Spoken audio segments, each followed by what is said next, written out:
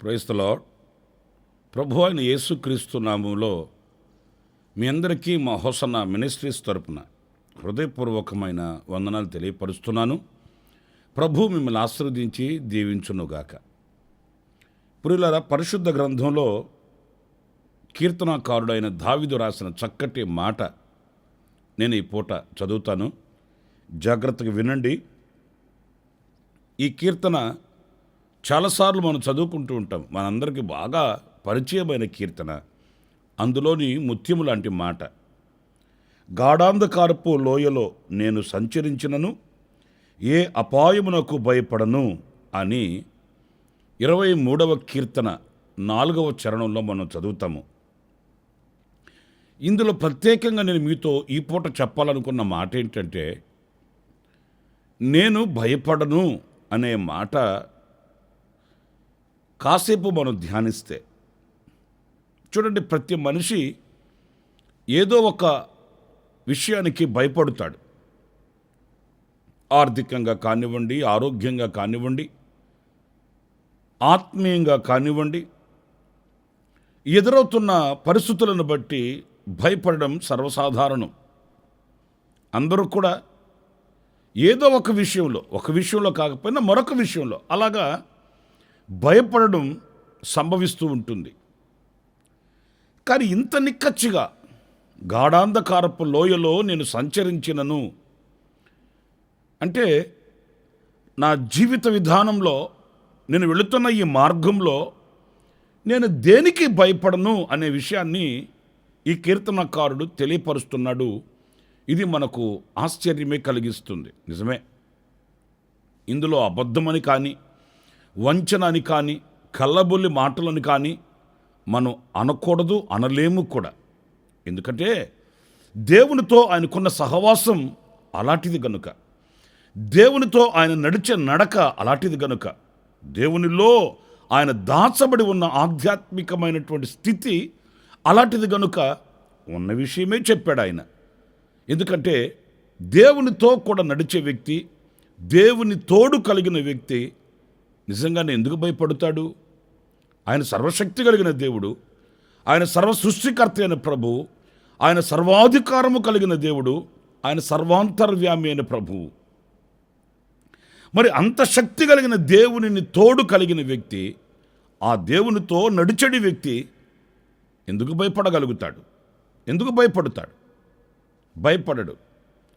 అన్నప్పుడు మనము కూడా ఇలాంటి స్థైర్యాన్ని, ధైర్యాన్ని కలిగి ఉండడానికి నేర్చుకోవాలి. ప్రభు పాదాలు పట్టుకోవాలి, ఆయనతో నడక ప్రారంభించాలి, ఆయనతో సహవాసం కలిగి ఉండాలి.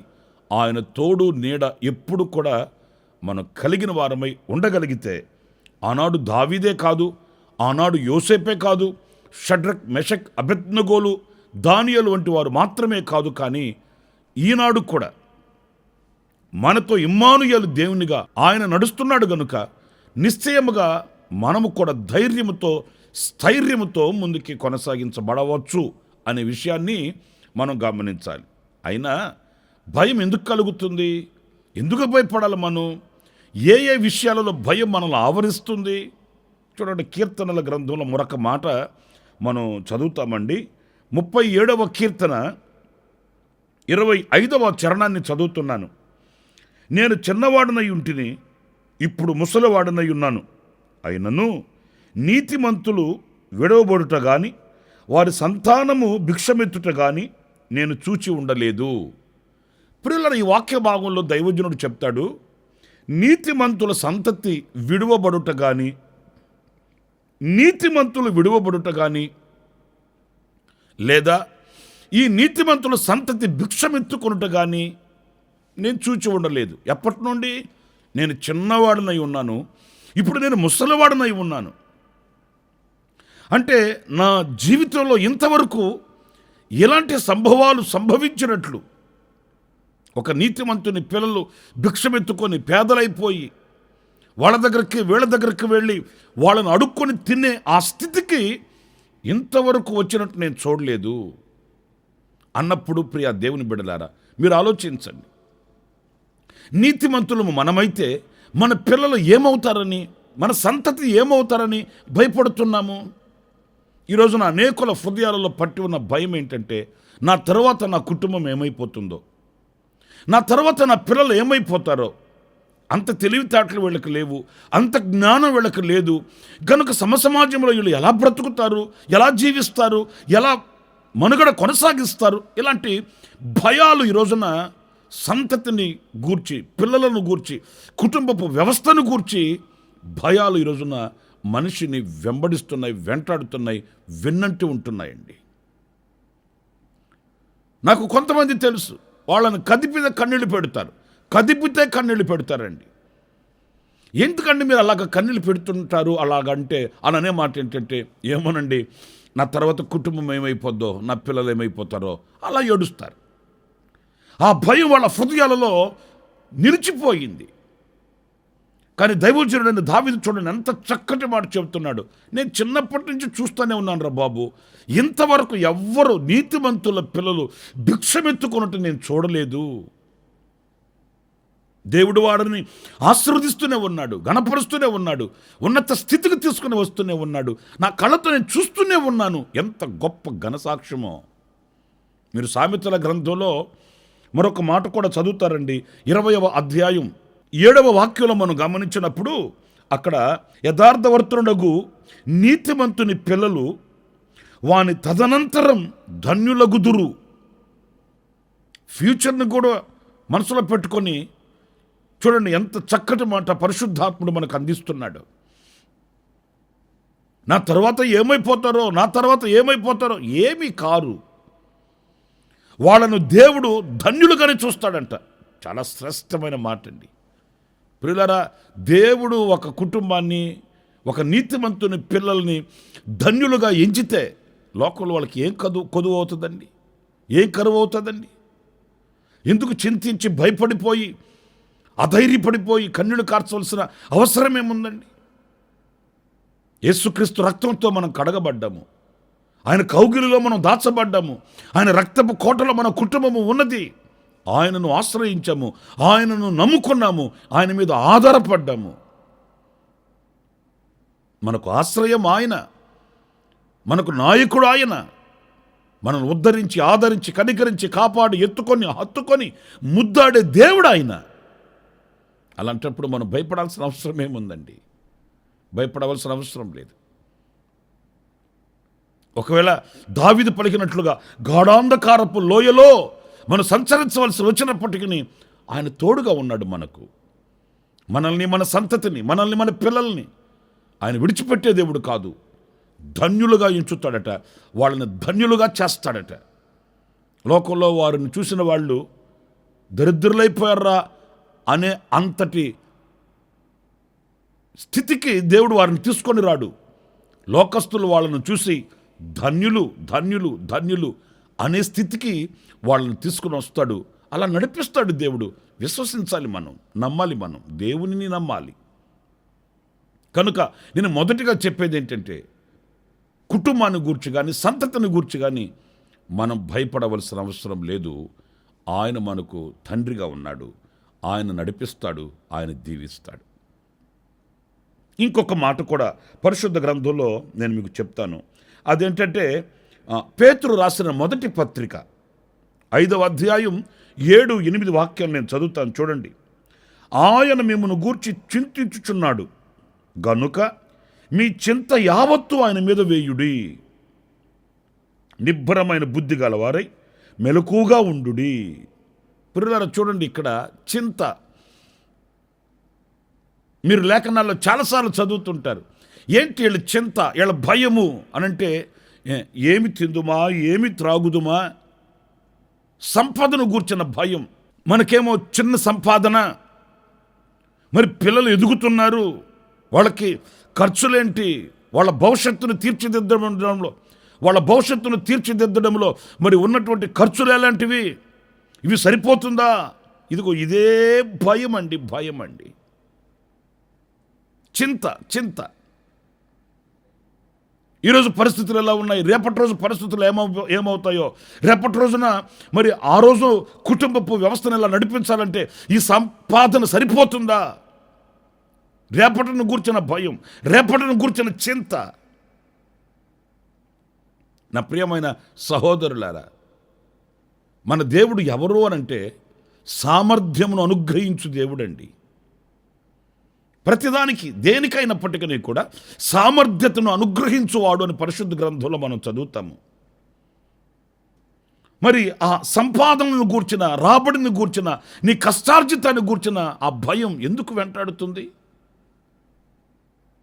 నీ చేతి పనులన్నింటిలో యెహోవా నీకు తోడై ఉంటాడని వాక్యం చెప్పట్లేదా? ఆయన నీకు జ్ఞాన సంపదను అనుగ్రహిస్తాడని వాక్యం చెప్పట్లేదా?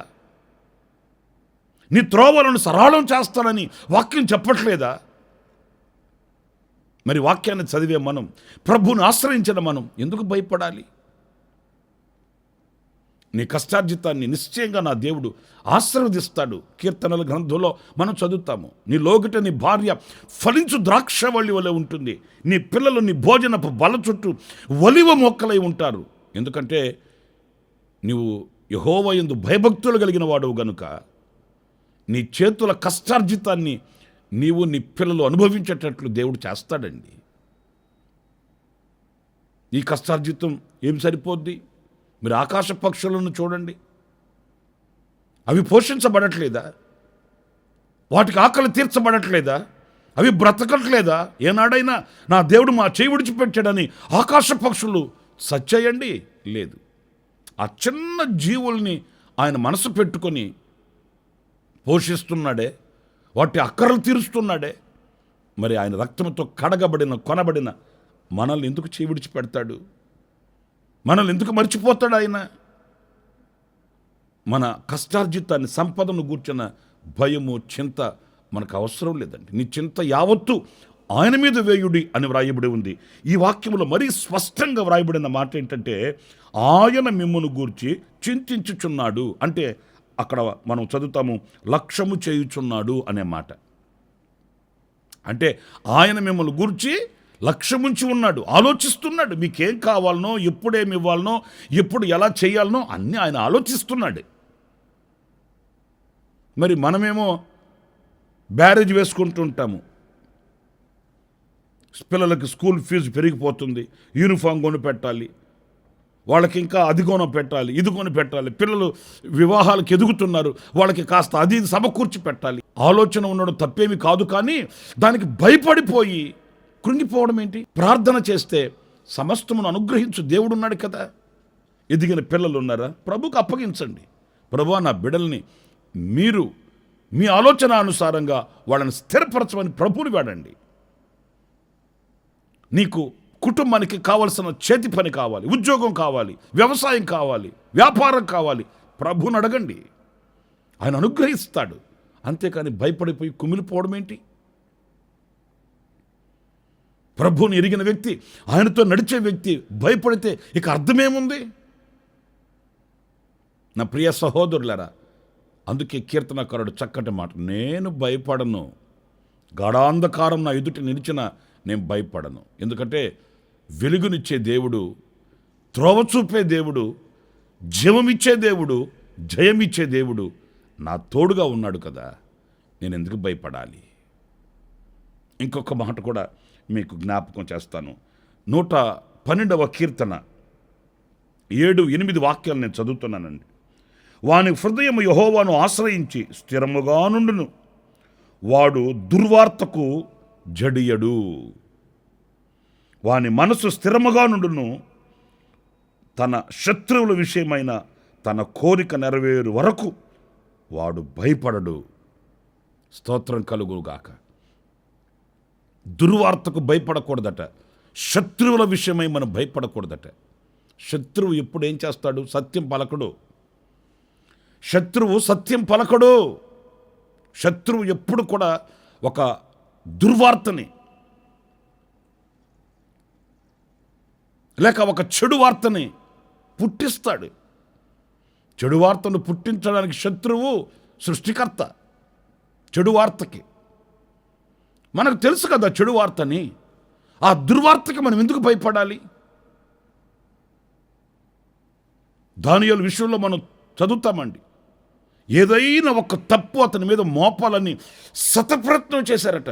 దేవుని విషయంలో తప్ప ఇక ఏ విషయంలో అతన్ని మనం తప్పు పట్టలేమని ఒక నింద వేశారండి. ఏమైంది? నింద వేశారు. ఓ కష్టపెట్టాలని కఠినాత్మలు కంకణం కట్టి ముందుకొచ్చారు. సాధించింది ఏంటి? తమ శత్రువుల విషయమై తమ కోరిక నెరవేరు వరకు అతడు భయపడట. మనం భయపడాల్సిన అవసరం లేదండి. ఈ నిందలకి, అవమానాలకి, ఈ దుర్వార్తలకి, లేక మన ఎదుట నిలిచిన శత్రువుల యొక్క కుతంత్రాలకి భయపడాల్సిన అవసరం లేదు. ఏమండి, మనం మన పనిలో నిమగ్నమై ముందుకు వెళుతున్నాము, దేవుని ముఖాన్ని చూసి సాగిపోతున్నాము. మరి మన మీద నిందలేసి అవమానపరిచి దుర్వార్తలు పుట్టించే పని కూడా శత్రువుకు లేకపోతే పాపం ఏం చేస్తాడు చెప్పండి? ఖాళీగా కూర్చొని. శత్రువుకు కూడా పని కావాలి కదా. మరి ఆ పనన్నా చేయకపోతే ఇంకేం చేస్తాడు? మా పాస్టర్ గారు ఒక ఆయన చెప్పేవాడు, పెద్ద ఆయన, ఒక నింద ఒక 100 అని చెప్పేవాడు. ఒక నింద ఒక 100. మరి ఒక 100 మనకు రావాలంటే ఒక నింద రావాలి కదా. మరి ఆ మాత్రం కూడా సహాయం చేయకపోతే ఎట్లా శత్రువు మనకు? చేయనివ్వండి. నిందిస్తారు, నవ్వుల పాలు చేస్తారు. ఇప్పుడు ఇంకా సోషల్ మీడియా పెరిగింది కదా. ఇక సోషల్ మీడియాని వేదికగా చేసుకొని ఏదేదో మాట్లాడుతుంటారు, ఏదేదో చెప్తుంటారు. పాపం ఆ పని కూడా లేకపోతే ఎట్లాగా వాళ్ళకి? చేసుకొనిద్దాం. దేవుడు మనకు తోడుగా ఉన్నంత వరకు, మనం ఆయనను ఆశ్రయించినంత వరకు, మనం ఆయన మీద ఆనుకొని ఉన్నంత వరకు మనం భయపడాల్సిన అవసరం ఏముందండి? మనం భయపడాల్సిన అవసరం లేదు. ఎన్నో దుర్వార్తలు, ఎన్నో చెడు వార్తలు, మనసును తొలిచివేసే విషయాలే మనం వినవలసి వస్తుందేమో, కానీ భయపడకూడదు. ప్రభువుకు అప్పగించి ప్రభువును స్తుతించడమే. యోబు ఎన్ని దుర్వార్తలు విన్నాడు? నీ భవంతులు కూలిపోయాయన్న మాట విన్నాడు. నీ పిల్లలందరూ చనిపోయారన్న వార్త విన్నాడు. నీ ఆస్తి అంతా కొలసొమ్ముగా మార్చబడిపోయి నాశనం అయిపోయిందన్న వార్త విన్నా. అరే, ఇన్ని వార్తలు, దుర్వార్తలు విన్నా చలించలేదే? ఎందుకు చలించలేదు అని అంటే దేవుని మీద ఆనుకొని ఉన్నాడు. ప్రభువుని అంతగా విశ్వసించాడు. విశ్వసించిన ఆనుకొని వ్యక్తి అధైర్యపడిపోడు. కంకణం కట్టిన కఠినాత్ముడైన సాతానుగాడే సిగ్గుతో తల వంచుకున్నాడు ఒక రోజున. మరి జరిగేది అదే కదా. మనం స్థిరులమై ఉండాలి, ధైర్యంగా ఉండాలి, ప్రభు చేతిని పట్టుకోవాలి. 3 విషయాలు నేను మీతో చెప్తూ వచ్చాను. కుటుంబము, సంతతి, పిల్లల విషయంలో మనమేమి భయపడవలసిన అవసరం లేదు. రెండవది, నీ సంపద, నీ చేతి పనులు, నీ ఉద్యోగం, నీ వ్యవసాయం, నీ రాబడిని గూర్చి భయపడవలసిన అవసరం లేదు. మూడవది, దుర్వార్తకి, శత్రువును గూర్చి భయపడవలసిన అవసరం లేదు. మనం ఆయనతో ఉన్నాము, ఆయన మనతో ఉన్నాడు. సంతోషంగా సాగిపోదాం, ప్రభువును స్తుతిస్తూ ముందుకు వెళదాం. అలాంటి కృప దేవుడు సమృద్ధిగా మనకు అనుగ్రహించునుగాక. ఆమేన్. చిన్న ప్రార్థన చేస్తానండి. ఆశ్చర్యకరుడైన తండ్రి, జీవాధిపతి అయిన ప్రభువా, మీకు వందనాలు. మరొక్కసారి ఈ సమయమందు మా వెన్నుతట్టినందుకు మీకు స్తోత్రం చెల్లిస్తున్నాను. మేము ఎక్కడ అధైర్యపడక, కృంగిపోక, నీ చేతిని పట్టుకుని ముందుకి సాగిపోవడానికి మరొక్కసారి మీ వాక్యపు వెలుగులో మా జీవితాన్ని సరిచేసినందుకు మీకు వందనాలు. ఇదిగో ఈ మాటలు వింటున్న ఏ ఒక్కరూ కూడా అధైర్యపడిపోకుండా, ఏ విషయంలో నీ మీద ఆనుకొని, నీ మీద దృష్టి నిలుపుకొని ముందుకి సాగి వెళ్ళడానికి సహాయం చేయండి. ప్రభువు, నీకు వందనాలు. మీరు మాతో ఉన్నారు, మేము మీతో ఉన్నాము. మా గుండెల్లో మీరు కొలువై ఉన్నారు, అందుకు నీకు స్తోత్రం చెల్లిస్తున్నాను. మీరు మాతో ఉన్నంత వరకు మాకు ఏ కొదువ లేదు నాయన, మాకు ఏ అధైర్యము కూడా లేదు. అంతవరకు మా చేతిని మీరు పట్టుకుని నడిపించి మహిమ, ఘనత, ప్రభావములు మీరు పొందుకొనమని నజరేయుడైన యేసు నామములో ప్రార్థించి వేడుకొనుచున్నాను తండ్రి. ఆమేన్, ఆమేన్. ప్రభు మిమ్మల్ని ఆశీర్వదించి దీవించునుగాక. ఈ దినమంతా విశేషమైన కృప నా దేవుడు మీకు అనుగ్రహించునుగాక. ఆమేన్.